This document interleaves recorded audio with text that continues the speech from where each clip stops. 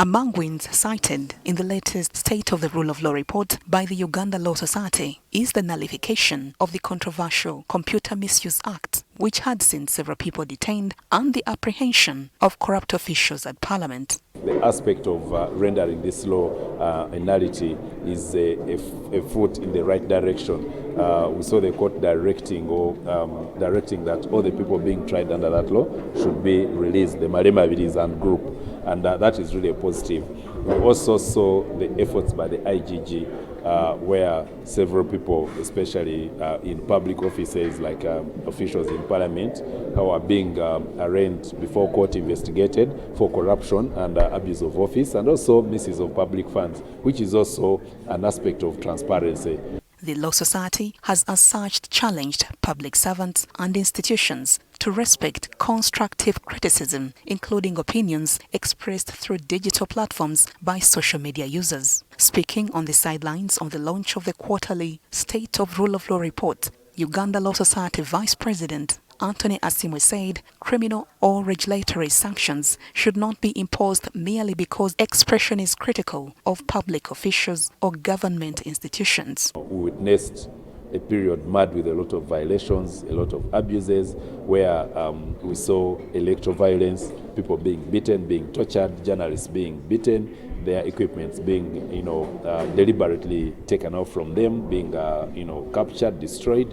And it was really a concern because it's a democratic society where we believe this was not respected.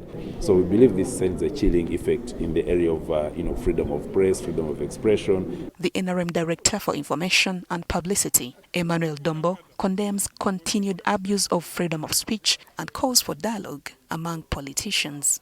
I think one of the biggest challenges we have in Uganda is people had extended the freedoms too far. They mistake freedom of speech for freedom of abusing everybody, including those in leadership. They mistake freedom of association for associating with anybody, even those who are hostile to government.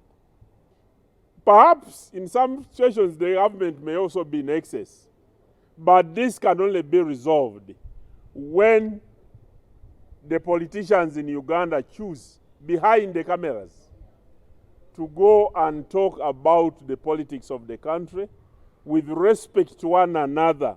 He has also defended the NRM government's move to involve the army in most national operations. The NRM government is a product of a protracted military struggle by the civilians.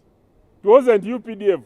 It wasn't even, it was just civilians who came to overthrow and change the political status quo in Uganda. So when you look at that historical perspective, even when we enacted the new constitution and they still maintained the UPDF, they remained with that historical connection with the national resistance movement. This year, Uganda Law Society marks its 70th anniversary since its establishment in 1956. Juliet Nalwoga, NTV. Is there a lot to smile about?